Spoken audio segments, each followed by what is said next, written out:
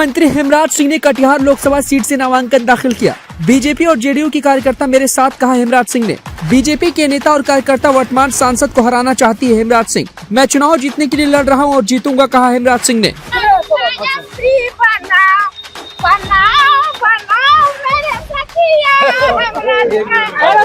BJP के लोगों को लग रहा है कि अगर अगले बार जैसा गलती इस बार करेंगे तो फिर अगले बार इसी को टिकट मिलेगा। काहे?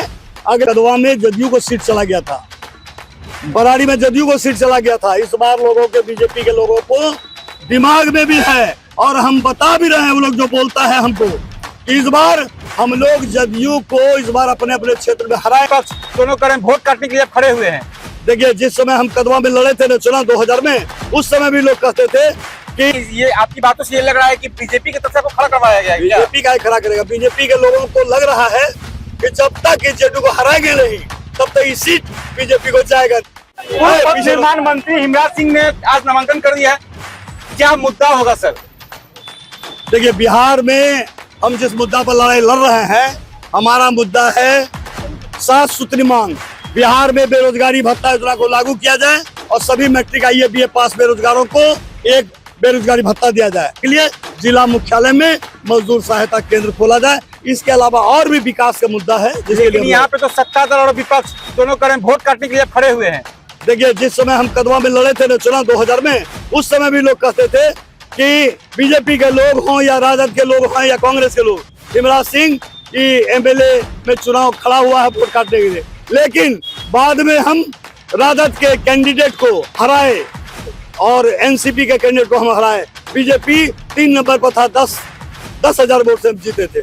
आप राजद में भी रहे, NCP में भी रहे। अब अगर आकर के तारिक साहब कहते हैं बैठ जाइए तो क्या कीजिएगा? उसी बैठ, हम तो जब भी नॉमिनेशन किए कभी बैठते ही नहीं है। हम जब भी नॉमिनेशन किए हैं तो बैठते नहीं है और इस बार भी नहीं बैठेंगे। और हम अगले बार 3,500, 7,500, 18,500 वोट लेकर के जैसे जीते थे।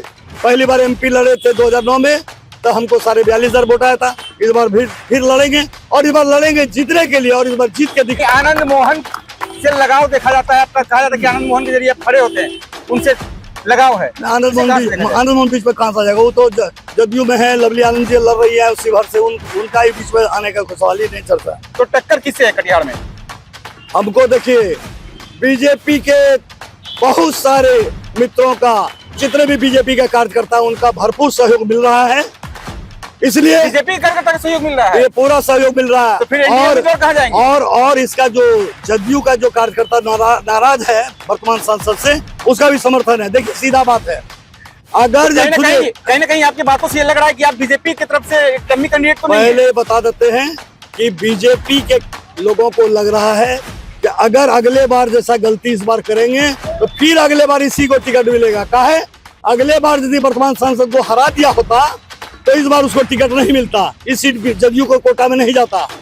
और इस बार यदि जिता देंगे तो फिर अगले बार भी इसी को मिलेगा, क्योंकि सिटिंग MP का मिलेगा। सुनिए, उसके बाद सबके दिमाग में है, कदवा में, बराड़ी में, प्राणपुर में ज्यादा वोट अगर दिला दिया था, उसके चलते कदवा में जदयू को सीट चला गया था, बराड़ी में जदयू को सीट चला गया था। इस बार लोगों के, बीजेपी के लोगों को दिमाग में भी है और हम बता भी रहे हैं, वो लोग जो बोलता है हमको, इस बार हम लोग जदयू को इस बार अपने अपने क्षेत्र में हराएंगे। अगर हमारे क्षेत्र में जेडीयू को अगर MP में ज्यादा वोट दिला देंगे तो वो सीट जेडीयू के खाता में चला जाएगा। कहीं ना कहीं ये आपकी बातों से ये लग रहा है कि बीजेपी की तरफ से खड़ा करवाया गया है। बीजेपी का खड़ा करेगा। बीजेपी के लोगों को लग रहा है कि जब तक जेडीयू को हराएंगे नहीं तब तक ये सीट बीजेपी को जाएगा नहीं। इसलिए उनको सामने टक्कर में है कौन कटिहार जिला में?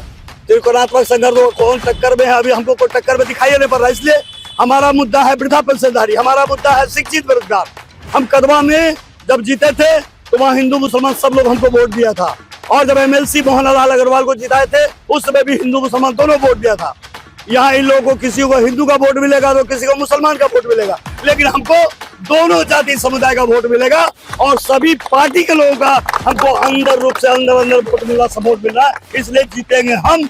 बाकी 2 नंबर 3 नंबर कौन रहेगा उसका पता लगाइए। कहीं ना कहीं ये जो कॉन्फिडेंस है, ये जो इनका जो आत्मबल है, ये साफ जाहिर हो रहा है कि इन्होंने कहा भी है कि मुझे बीजेपी का जो है भरपूर सहयोग और सपोर्ट है। तो कहीं ना कहीं बातें कुछ और भी निकल कर सामने आ रही है कि ये जब खुद कर खुद कह रहे हैं कि मुझे बीजेपी का सहयोग मिल रहा है, सपोर्ट मिल रहा है, तो मामला क्या बनता है? बने रहिएगा के साथ।